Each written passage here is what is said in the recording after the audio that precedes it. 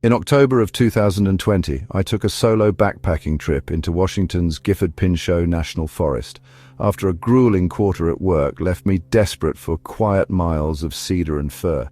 I arrived late on a Friday afternoon, parked at a small trailhead off Forest Road 25, and hiked in about 7 miles before dusk settled.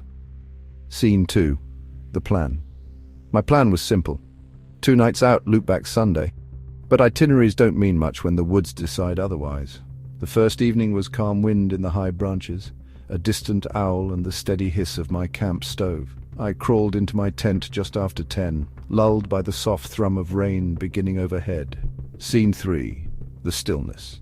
Sometime past midnight the rain stopped, replaced by an odd stillness that pressed against the tent walls. I lay awake, listening for the usual forest chorus. Dripping water, small animals scurrying, yet heard only silence so complete it felt deliberate. After several minutes a faint light pulsed through the nylon. Dim, but enough to silhouette my gear. I unzipped the door expecting moonlight, but the sky was black and starless. Instead, 50 yards uphill, an amber glow flickered between the trunks like a distant lantern. Scene 4. The clearing. My first thought was another camper, though I'd seen no one, and the trail registry had me listed alone.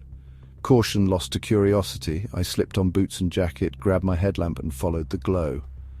The air felt heavier as I climbed, each breath tasting faintly metallic. Within minutes the trees opened into a circular clearing I didn't recall from the topographic map. At its center stood a wooden table, rough-hewn, waist-high, and on it a kerosene lamp whose glass chimney trembled with flame. No footprints marred the wet moss around it. The scene was so utterly wrong that my mind stalled, unsure whether to flee or believe. Then the lamp dimmed, flared twice, and went out, leaving me in darkness. Scene 5. The vanished trail.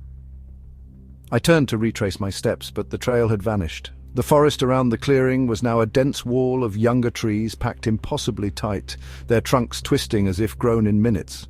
Panic threatened to unseat reason, so I forced myself to scan for any landmark. Rock outcrop, deadfall, something. My headlamp caught a sliver of carved wood on the table's far side initials and a date, TC 1954, gouged deep, the grooves unnaturally fresh. Scene 6. The glowing trees. As I touched the surface, the stillness broke. From the darkness came a low inhalation like timber sighing, followed by the hush of leaves shifting though no wind blew. One by one the trees began to glow with the same amber light that had lured me, each trunk bleeding faint luminance until the clearing burned with an otherworldly dawn. Shapes stirred among the radiance, elongated silhouettes that leaned from behind the trees, never fully showing themselves, their limbs too thin, their motion too fluid. I backed toward the center, heart hammering, and the table vibrated under my hand. Scene 7. The camera. The carved initials deepened, widening into a fresh gash that split along the grain, revealing something beneath the wood. An eye, glossy and dark, staring upward. I stumbled away as the table cracked open along a hidden seam, its halves sliding apart like theater curtains. Inside lay an old canister camera, lens pointed skyward, shutter clicking though no film advanced. Each metallic snap echoed through the clearing, and with every click the silhouettes crept closer, light dimming where they passed, extinguishing tree by glowing tree. Scene 8. Escape. My survival instinct finally shouted louder than fascination. I bolted toward the tight ring of saplings, expecting resistance, but the moment I reached them they parted, trunks bending, just enough to let me through before snapping shut behind.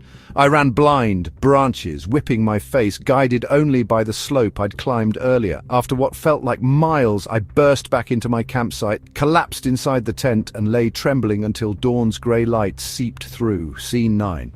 The photograph morning seemed to restore normalcy. Birds called, rain pattered again, but my compass needle spun uselessly, and the GPS on my phone refused to lock. Gathering my gear, I chose a bearing I hoped led back to the trailhead. 2 hours later, I emerged exactly at Forest Road 25, the car miraculously only a few yards away. Relief poured over me until I noticed damp footprints on the driver's side floor mat, larger than mine, bare, and pointing toward the passenger seat. On that seat rested the antique camera. Mud streaked its metal body, but the lens was pristine. Against every instinct I lifted it. The shutter whirred once and ejected a single black and white photograph already developed. The image showed the clearing at night, lamp alight, but center frame was me, frozen in profile, hand on the table.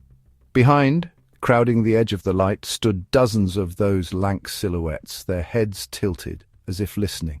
Scene 10. Reflection.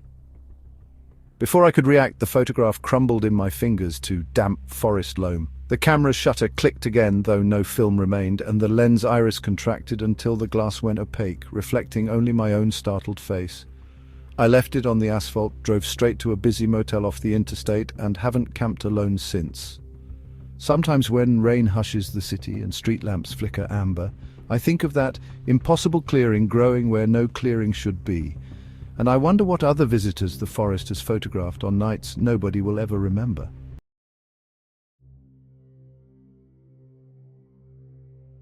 In July of 2021, I volunteered with a conservation group checking trail conditions in the Monongahela National Forest of West Virginia, a weekend program where two-person teams backpack sections and report fallen trees or washed-out bridges. My partner had a family emergency, so the coordinator assigned me a short solo route, a 7-mile spur called Ridgetop Loop, lightly used and straightforward on paper. One entrance, single clockwise circuit, same exit. Scene 2, the fork. I started late Saturday morning, humidity clinging to every surface, sunlight splintering through red spruce and hemlock. The first hour passed uneventfully. Fresh deer tracks in the mud, the resin smell of the pines, distant thunderheads gathering beyond the ridge. I marked 2 rotten footbridges on my clipboard and hiked on until I reached a fork that shouldn't have existed. The map showed only the loop, yet a faint trail veered left while a narrower one bent right. The wooden post that once held signage lay broken on the ground, writing weathered away. I chose the right-hand path, assuming it was the intended arc, and kept moving. Scene 3, the cairn clearing. Within 20 minutes the air cooled sharply, as if I'd crossed an invisible threshold. Pine needles muffled every step and bird calls faded until the canopy felt like a sealed dome overhead. I glanced at my GPS. The screen showed no satellites, only a spinning hourglass. I shrugged it off. We were told reception could drop, but something else nagged at me. The trees appeared older here, thicker, bark charred in vertical streaks, as though a fire had walked upright against them. I pressed on until I reached a clearing dotted with stone cairns, no taller than my knees. Each cairn had been built meticulously, 4 flat rocks at the base, one smooth capstone engraved with a single spiral. No moss grew on any of them, and the ground around was bare of debris, as if freshly swept. I took a photo, noted the coordinates by hand, and circled the perimeter to relocate the path, but every direction offered only more forest. Scene 4, the creek. When I finally spotted a narrow gap between 2 spruces, I entered it, certain it pointed west toward the loop's return leg. Fog slid in as afternoon light dimmed prematurely. The trail began descending, switchbacks steeper than anything marked on the topographic sheet. At the bottom I discovered a shallow creek that should have been miles north. The water was glassy, without current, reflecting branches above in perfect stillness. On the opposite bank hung a ribbon of blue fabric tied to a sapling, a trailblaze color our group never used. Rain started as a soft hiss, and the creek surface dimpled except for one oval patch that stayed perfectly calm, mirroring the sky while everything around rippled. Scene 5, the loop. I stepped back, uneasy, and followed the bank upstream, hoping to intersect the real loop. After half an hour I emerged onto a trail junction with a sign that read Ridgetop Loop in fresh paint. Relief washed through me until I saw my own footprints in the soft mud, prints I recognized by the worn lug of my left boot heel. They were heading the same direction I now faced. Somehow I had completed a circle without ever turning south, and the forest had placed me exactly where I began. Scene 6. The multi-tool dusk approached faster than it should have. Thunder rolled closer and the rain thickened. I decided to hustle back to the trailhead while I still had light. I walked fast, counting switchbacks, checking my compass every few minutes.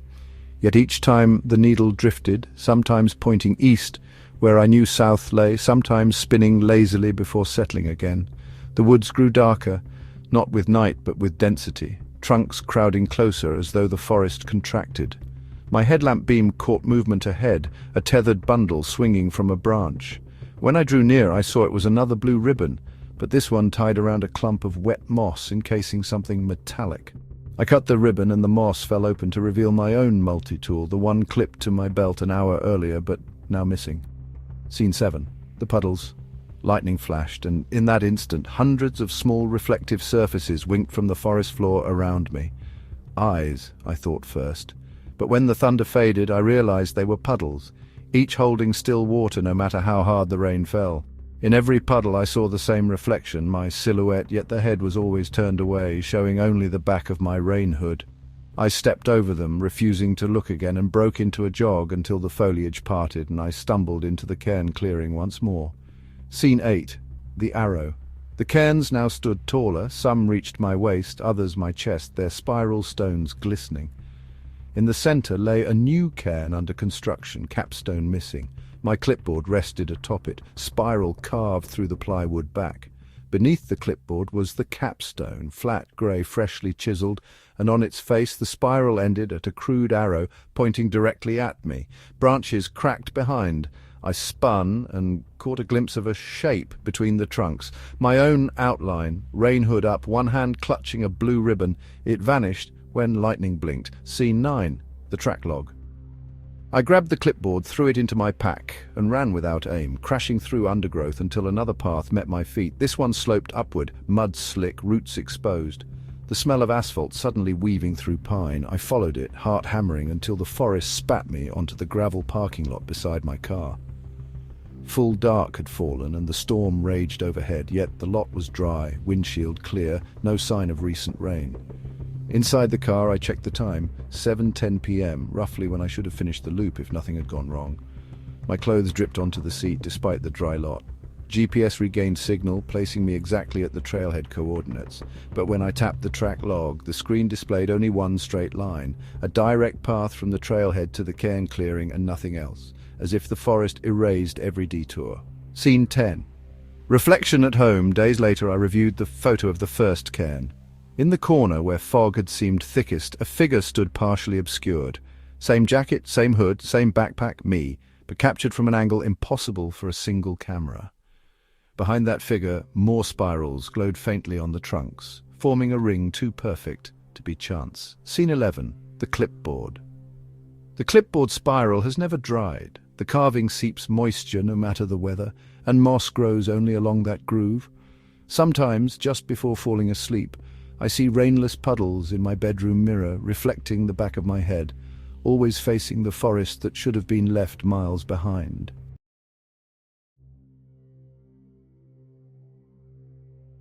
In March of 2023, I set out to section hike a lonely stretch of the Appalachian Trail through northern Georgia, determined to log 40 miles over 3 days before tourist season crowded the footpath.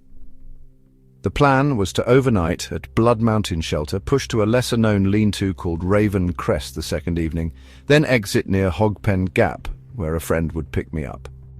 But Raven Crest never appeared on any official map. Its name had come from an online forum thread where veteran thru-hikers swapped rumors about a stone hut the guidebooks forgot, and the idea of sleeping somewhere uncharted appealed to my ego more than I admitted. The first day went as predicted. Cool wind, early spring buds, distant thunderheads rolling east, and just enough fellow hikers to remind me I was on a famous trail. By dusk, I'd climbed the granite slabs of Blood Mountain, cooked instant rice, and shared the shelter with 2 college kids who left at dawn. Alone the second morning, I found a narrow side path just north of the summit, marked only by 3 smooth river stones stacked upon a fallen log, an improvised blaze identical to the description from the forum. I followed it downward for hours, switchbacks carving through rhododendron tunnels so dense the sky vanished, until the main trail was a rumour behind me, and my GPS drifted into blank grid squares. Around mid-afternoon I crested a ridge and saw the shelter at last. A squat limestone box half sunk into the slope, roofless except for moss-slick beams laid like ribs across the opening, floor strewn with decades of leaf litter. A rusted trail register nailed to the doorway crumbled when I touched it, the paper inside long dissolved, yet the stonework seemed strangely alive. Faint scratches covered the lintel, not letters but tallies, hundreds of them, etched deeply as claw marks. I shrugged off unease, stone invites graffiti, and dropped my pack inside. The interior smelled cool and mineral, as though the mountain still breathed through its walls. 2 stone bunks jutted from the far end, and between them lay a circular depression less like a fire pit, more like someone had removed a plug from the earth. I geared up to fetch water before dark, following a trickle I'd heard on the approach, but as I stepped back outside, the forest had changed. Trees stood closer together than memory allowed, their trunks leaning subtly inward, and every leaf glistened with fresh moisture, though the sky remained clear. The sound of running water came from every direction at once, impossible to pinpoint, echoing through hollows that moments earlier had been silent. While I knelt to filter a shallow pool, I noticed no insects skimming its surface, no ripples, water that did not move unless I touched it. Still, thirst beat caution. I filled my bottle and returned to the shelter, marking my way with bits of neon tape so I wouldn't lose the entrance at dusk. But each bright flag seemed dimmer when I glanced back, the color swallowed by shadow. Inside, twilight pooled quickly. I cooked noodles on my stove, the flame oddly muted, its hiss dampened like sound underwater. I set my sleeping pad on one of the stone bunks, facing the doorway to catch moonlight. Yet when night fell, true darkness entered, thicker than any forest evening I'd known. Not even the beam from my headlamp pierced more than a few feet, as though the air itself absorbed light. I lay listening for wind or owls, but heard only a faint, steady scrape. Stone on stone, somewhere outside, paced like a slow rhythm. I told myself branches swayed in the breeze and drifted into shallow sleep. At an hour I guessed near midnight, the scraping ceased and was followed by a soft thud in the leaf litter just beyond the doorway. I sat up, pulse racing, and flashed my light. The beam struck empty entrance and the slope beyond.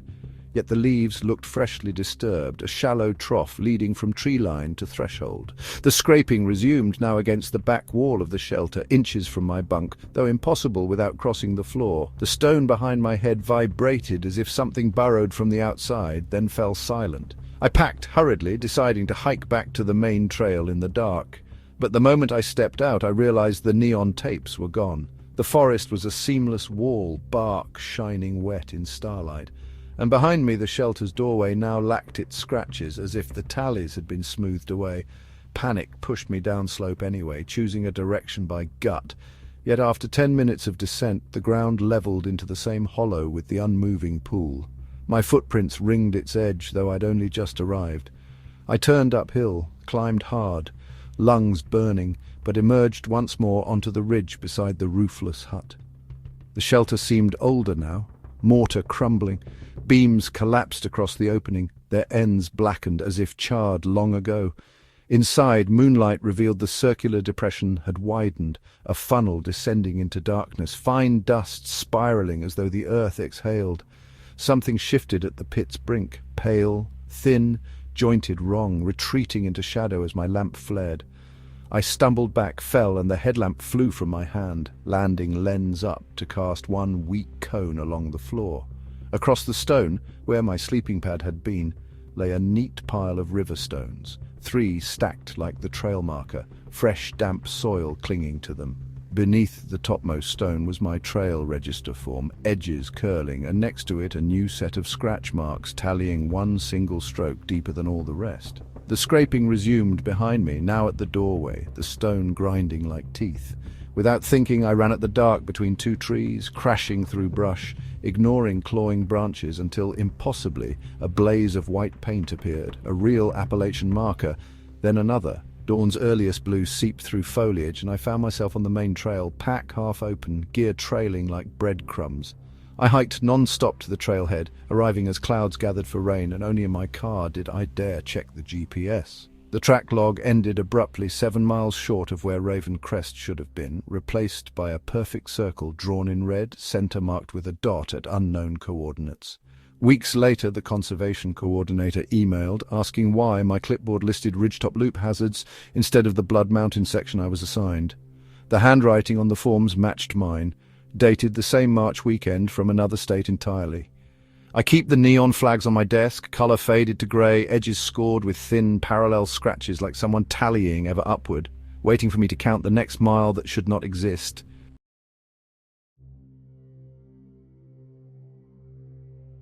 Forests remember every step, and sometimes they trace their own paths back to you. If these stories pulled you into the trees and left you looking over your shoulder, like share, subscribe, and hit the bell icon, because the next trail you follow might already know your name.